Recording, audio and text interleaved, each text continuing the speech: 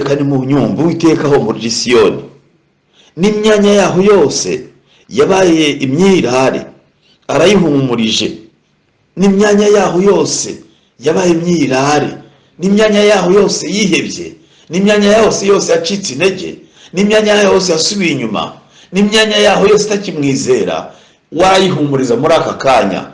Ati niba mugira ngo ndabeshya nimwibuka Aburahamu sogokuruza wanyu, ibyo namusezeranije mbese sinabishohoje? Niwizere ibyo nibyo bizasohora, kuko mu kwizera nibyo bisaba. Kwizera gusa nibyo bituma amasezerano asohora. Utizera we ntacyo ahuriyeho n'Imana.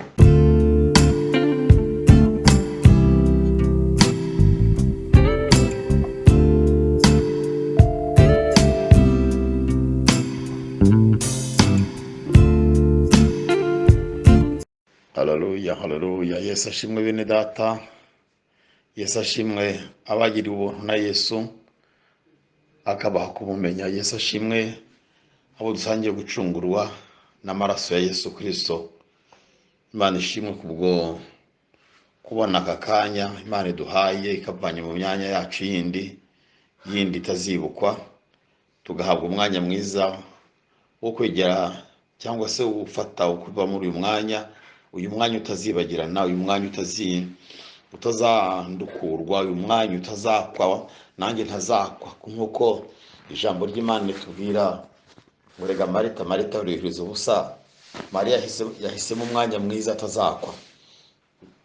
Imirimo yindi twakoraga ntawe yandikwa, ariko uyu mwanya mwiza dufashe, uyu mwanya duhawe n'Uwiteka urandikwa rwose. Ndabaramutsa mu izina rya Yesu. Yesu aduhana umugisha kubwo kuba tugiye gutegera amatwi ijambo ry'Imana.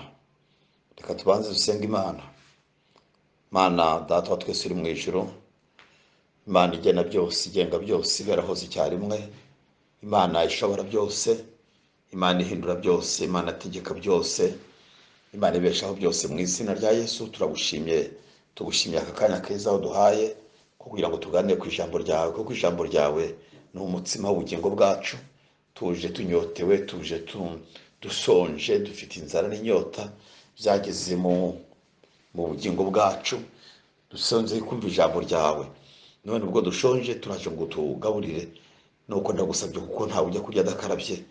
Yewe Yesu ndakwinginze ngo ubanze dukarabye, ubanze ndetse uduce inzara, utwoze, utuboneze, udutunganyirize kugira ngo tubashe kwegera ameza, dusangire dukarabye, twabanze kubonera Mukiza wacu Yesu. Niyo mpamvu mbanje gusaba rwose kugira ngo nidukaraba weze ubugingo bwacu kubw'amaraso y'isezerano rishya ataravuye kubw'impanuka, uyeze utunganye, weze ubugingo bwacu utunganye, utumanure twe kuba igihumanye, kugira ngo tubashe kwegera ameza. Yewe Yesu Kristo, nta rubanza dufite, nta n'umugayo, kubw'izina ryawe rikiranuka. Nuko ndasenze mu izina rya Yesu ngo imbaraga z'abadayimoni zirwanya ijambo, zirwanya ubutumwa bwiza, imbaraga z'abadayimoni zirwanya ivugabutumwa zose turazikandagiye mu izina rya Yesu, kubwo kwizera ijambo ry'Imana riboneka muri Luka ibice 9 umurongo waho wa mbere, ngo no guhamagara abigishwa be bose kukandagira inzoka na sikoropiyo, kwirukana abadayimoni no kurambika ibiganza ku barwayi bagakira. Ibyo turabikoresha twimurukana imbaraga z'umwijima zose, imbaraga z'ahantu h'umukire turazihanantuye, zira mbaraga z'abadayimoni zasigayeyo umunsi Satani yatsinzwe urugamba mu ijuru, bagafunga ikirere ngo tutongera kugirirwa ubuntu n'Imana, tutongera kugirana umushyikirano n'ijuru. Izo mbaraga zose turazihanantuye, turezesha ikirere gusenga no kwinginga ibidukikije bihumanuke mu izina rya Yesu. Reka bikumvire bihumanuke, maze nimara guhumanuka n'imitima yacu ihumanutse, twumva ijambo ryawe dutekanye, dutuje, twumva dufite ubugingo buzima bubonerwa muri Kristo Yesu. Nuko duhera umugisha ahantu, uduhera umugisha muri umwanya, twese Imana mu izina rya Yesu, amen. Ijambo Imana yashyize ku mutima wanjye kugira ngo turiganireho, Yesaya 51 umurongo waho wa mbere kugeza ku murongo wa 4. Titire yaho iravuga ngo Abisirayeli bazakizwa ibihano by'ibyaha. Uko Abisirayeli bazakizwa ibihano by'ibyaha. Mwabakurikirana gukiranuka mwe mugashaka Uwiteka, nimunyumve. Murebe igitare mwasatuweho n'urwobo rw'inganzo mwacukuwemo. Nimurebe Aburahamu sogokuruza na Sara wababyaye, kuko ubwo Aburahamu yari akiri umwe, namuhamagaye nkamuha umugisha nkamugwiza. Uwiteka ahumuriza Siyoni, n'imyanya yaho yose yabaye imyirare arayihumurije. Ubutayu bwaho abuhinduye nka Edeni, n'ikidaturwa cyaho akigize nka ya ngobyi y'Uwiteka. Muri yo hazaba umunezero n'ibyishimo n'impundu n'amajwi y'indirimbo. Umurongo wa 4. Bwoko bwanjye nimunyumve, shyanga ryanjye muntegere amatwi, kuko ari njye itegeko rizaturukaho, kandi nzashyiraho amategeko yanjye abo mucyo uvira amahanga. Amen. Imana yacu ishimwe, kandi Imana yacu ihabwa icyubahiro. Imana yacu ntabwo mvuga ngo ufite urukundo, ahubwo ni urukundo. Ndayishimira ibyanditswe byera, ishimye ko twongera kwegerana ngo dusome, kandi twayishimira byinshi Imana yacu, kuko kubona byanditswe no mu rurimi rwacu tutari ishyanga rizwi, none bikaba byanditswe no mu rurimi wumva numva, tubasha kwisomeramo, tubasha kumva umugani tukabyumva rwose. Ubuse ntabwo nzi ko umuntu yamenya kuvuga Igifaransa, kuvuga ishyanga, Icyongereza ishyanga, Igipolitike ishyanga.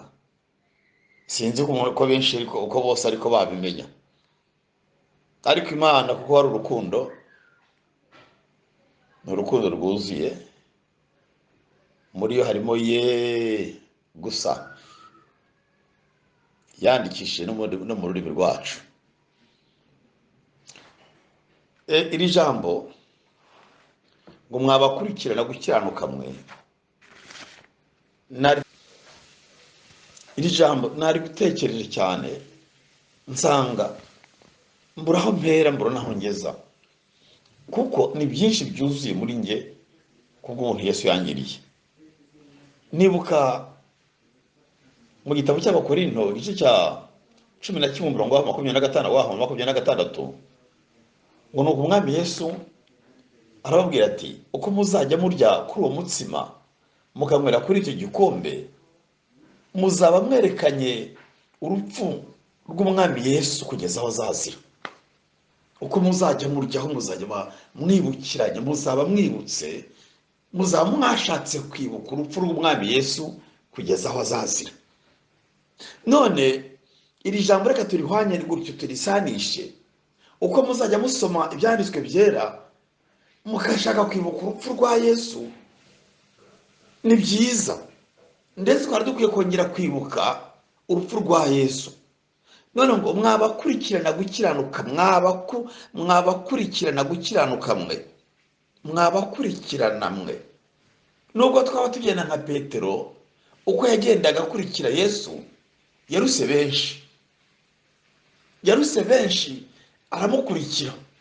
Ibyabaga yararebaga, nubwo yaje kunanirwa mu nzira, niko ko ukora ni ukosa, ariko yajyanye na Yesu arenga hinguka.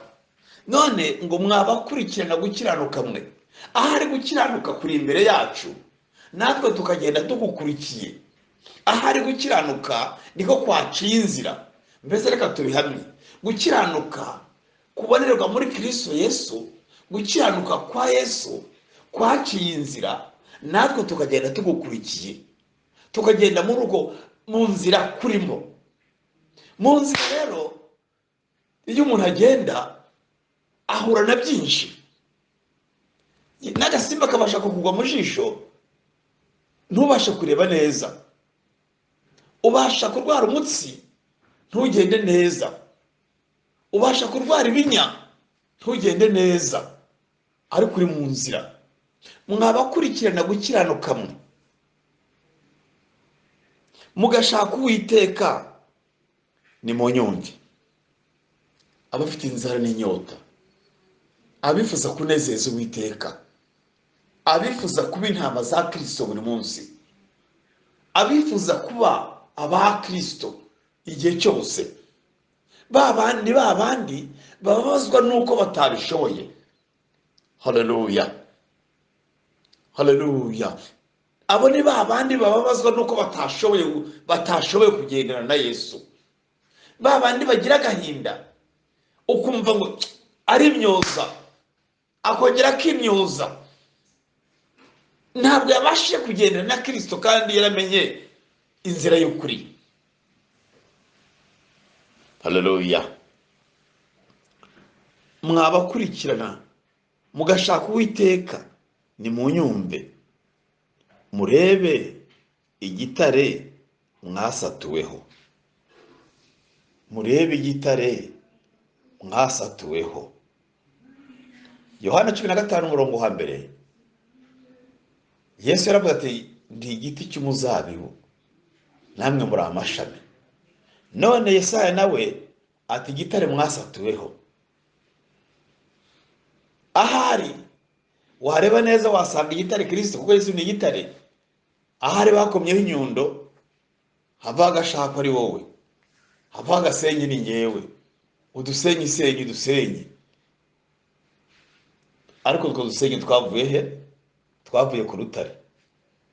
Aho gasenyi kavuye ku rutare, nubwo ari gato, nubwo ari akanyambaraga, kuko kavuye ku rutare.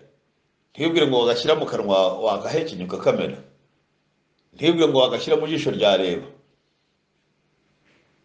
Ndavuga umukristo umwikorereje, umwigerereje, rwa rutare rwamurwanira aho yasatuwe, rwamurwanira, rwa rutare rwamutabara, kuko rwavuga ngo ako ni agasenyi kamvuyeho, ni agasenyi kanjye, ni akabuye gato kavuye kuri njyewe. Kuko mwabakurikirana gukiranukamo, abo nibo ngira ngo tuganire nabo cyane, n'abandi bumvireho. Abo bafite iryo shyaka nibajya imbere, n'abandi bazareberaho. Ariko abafite ishyaka nibaryama, ndababwiza ukuri, noneho bari baryamye baziyorosa bagundire birangire. Mwabakurikirana gukiranuka mwe, mugashaka Uwiteka, ni murebe urutare mwasatuweho. Turi udushakwe, turi udusarabwanyi, turi udusenyi, ariko twavuye ku rutare. Urutare ni Kristo. Imana ishimwe. N'urwobo rw'inganzo mwacukuwemo, n'urwobo rw'inganzo. Urwobo ni ahantu bacukuye bakurikiyemo itaka iri ribasha kuvamo amatafari meza, ribasha kuvamo ibumba ryiza. Iryo bumba rikaba ryagirira umumaro ushaka kurikoresha. Urwo rwobo rwitwa inganzo kubera ko rwakozwemo igihe kirekire. Yesu ntabwo mu rubavu rwe havuyemo amaraso akiza umuntu rimwe gusa, ntabwo havuyemo amaraso akiza abantu bake, abo muri icyo gihe cyangwa se muri iki gihe ngo ubutaha bazaburiremo. Ni urwobo rw'inganzo ruzamenyerwa, ni urwobo rw'inganzo ruzakoreshwa igihe kirekire, ni urwobo rw'inganzo uzarwitaho. Haleluya. Akarwitaho, akarukunda, akifuza ko inzira zijyayo zigendwa, akifuza kwibuka urwo rwobo rw'inganzo, akifuza kumenya rya cumu yacumiswe mu rubavu, hakavamo amaraso, amazi n'amaraso yoza abanduye batigeze kumenya Kristo, bakera bakabonera bakakirwa, bakitwa abana b'Imana ku bw'ayo maraso. Imana yacu ishimwe. Abatigeze kumumenya, abatigeze kumwakira, barezwa bakabonera bakitwa abana b'Imana. Barezwa bakavanwa ibumoso bw'Imana bagashyirwa iburyo, barezwa bakavanwa mu gitabo cyo kurimbuka bagashyirwa mu gitabo cy'ubugingo ku bw'ayo maraso. Aho yavuye rero, haleluya, aho aya maraso yavuye nirwo rwobo rw'inganzo twacukuwemo, turabavandimwe, tuvuka hamwe mu rwobo rw'inganzo rwa Kristo. Ahavuye amazi n'amaraso atweza, niyo twabaye abanyantege nke. Urwo rwobo rw'inganzo ndacyaruvugaho, havuyemo amaraso abasha kweza, ni yeza gusa batagize kumenya Kristo, n'abamenye Kristo bagacika intege, bakananirwa mu rugendo biyejeje ayo maraso. Kandi biradukwiye ko duhora twiyeza, duhora twitunganya, kuko isi dutuyeho niyanduza gusa. Umubiri twambaye nabuze ko nawuvuga. Bamwe twaganiye baramwe ngo ubwaho ni icyaha, ubwaho ni ikinaniza, ubwaho ni ikirushya, ndetse ni kimwe mu banzi bacu, ni kimwe mu banzi bacu. Urananirwa rwose, ukananirwa gusohoza umugambi w'Imana, umugambi wazanye Kristo. Warawusomye urawuzi, narawusomye ndawuzi, ariko nkananirwa kuwusohoza. Nkwiye kwiyejesha. Amazi n'amaraso byavuye muri iyo nganzo, byavuye mu rwobo rwa Kristo. Nimurebe n'urwobo rw'inganzo twakuwemo. Umurongo wa 2, nimurebe Aburahamu sogokuruza na Sara wababyaye. Murebe Aburahamu sogokuruza na Sara wababyaye. Bene data, na Sara wababyaye, haleluya, na Sara watubyaye, haleluya. Ku bw'isezerano Imana yasezeranye nawe, Imana isezeranye igasohoza amasezerano yayo, bose babireba, igasohoza amasezerano yamusezeranyije ibyiza. Dukomeze turebe na Sara wababyaye, kuko Aburahamu yari akiri umwe, naramuhamagaye nkamuha umugisha, nkamugwiza. Uwiteka ahumurije Isiyoni. Imana imaze guhamagara Aburahamu, yamuhaye amasezerano, irayasohoza. Nicyo ngira ngo tuganireho, irayasohoza. Hari icyo Imana yavuganye nawe, hari icyo Imana yakubwiye, izagisohoza. Wicika intege, ni ijambo rihumuriza. Imana ishatse kuduhumuriza, Imana ishatse kudukura mu gahuge ko gutinya ibiteye isi, kuko isi iraruhije, isi iragowe, ndetse isi iragowe. Ndetse ndabona niba ari kuba aricyo gihe cyacu, rya jambo abo mu ijuru bavuze ngo abo mu ijuru munezerwe, kuko barushyaga bavuyemo. Ariko abo mu isi, ariko isi ibonye ishyano, kuko umwanzi yamanukiye kandi afite umujinya mwinshi. Wagira ngo Satani igihe cyo gukora yatangiye none, yakajije umurego, ararwana cyane, arahindura ibihe n'amateka, apfutse umunwa isi yose. Umunwa wose upfutse umunwa, byose ni Satani ubikoze, kuko Satani uteza indwara, ateza indwara. Ariko Imana ishimwe, Yesu arazikiza. Ateza icyorezo, ariko Yesu agikuraho. Imana ishimwe. Imana isezerana Aburahamu, none Imana ishatse kugira ngo twibuke rya sezerano, ko yari umwe nkamuhamagara, nkamuha isezerano, akabyara umwana atamugiraga, nkamuha ubutunzi, nkamugwiza nk'ibimera. Se nawe musezeranije nkabisohoza. Niki Imana ishaka kuvugana n'umutima wawe, niki Imana ishaka kuvugana n'umutima wanjye. Na aricyo yamuranye, nose ko muri urubyaro rwe icyo nabimana iki. Haravuga ese ko ndi Imana isaza ikitwaza akabando. Niba iryo jwi wararyumvise, ndakwigira kugira ngo umenye ko atari yavuye ku Mwuka Wera. Ni Imana isezeranya kandi igasohoza amasezerano nk'uko yabigengereje Aburahamu. Ni koko isi iragoye, isi iradushaririye, ibihe byiza byarashize, hasigaye ibihe no kugerageza gusa, no kugerageza gusa. Ariko mu kugerageza kwacu tujyane na Kristo, duhore twibuka rwabo urwobo rw'inganzo, nubwo byakwanga ku isi, ariko dufite ibyiringiro kuko tuzataha Siyoni.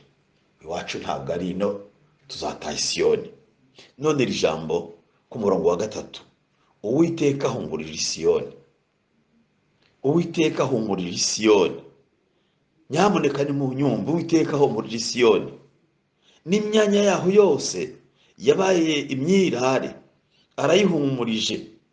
N'imyanya yaho yose yabaye imyirare, n'imyanya yaho yose yihebye, n'imyanya yose yacitse intege, n'imyanya yose yasubiye inyuma, n'imyanya yaho yose itakimwizera, warayihumuriza muri aka kanya. Ati niba mugira ngo ndabeshya nimwibuka Aburahamu sogokuruza wanyu, ibyo namusezeranije mbese sinabishoje. Niwizere ibyo, nibyo bizasohora, kuko mu kwizera nibyo bisaba. Kwizera gusa nibyo bituma amasezerano asohora. Utizera we ntacyo ahuriyeho n'Imana. Imana ishimwe kuko yandikishije ibyanditswe byera kandi ikabishyira muri twebwe. Yaduhaye kwimenya binyuze mu byanditswe byera, kuko nta wakwizera ibyamajije kubona, kuko tutayireba kandi tukayizera. Ibyo ni byo dushakaho muri Kristo Yesu. Nuko kuri uwo murongo wa 3, reka amasubiro gatoya.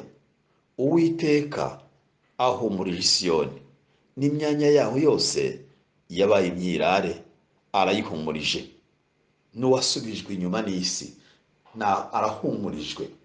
Uwiteka ntarasiba izina rye mu gitabo cy'ubugingo, ubona uko yasubiye inyuma. Yesu ntabwo aratanga intebe yawe iyo wacitse intege we, ahubwo ibuka aho wavuye ukagwa, ugaruke ku rufatiro rw'intumwa, ugaruke wibuke umuhamagaro wawe, kuko Uwiteka ataratanga intebe yawe.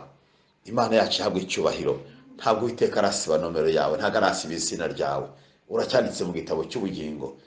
Kuba waracitse intege ntacyo bibwiye Imana, ahubwo icyo kibwiye Imana no kugaruka kwa kuganduka kwawe, ukagaruka ku rufatiro, kuko Yesu akigutegereje. Imana ishimwe. Ubutayu bwaho abuhinduye nka Edeni, n'ikidaturwa cyaho akigize nka ya ngobyi y'Uwiteka. Muri yo hazaba umunezero n'ibyishimo n'impundu n'amajwi y'indirimbo.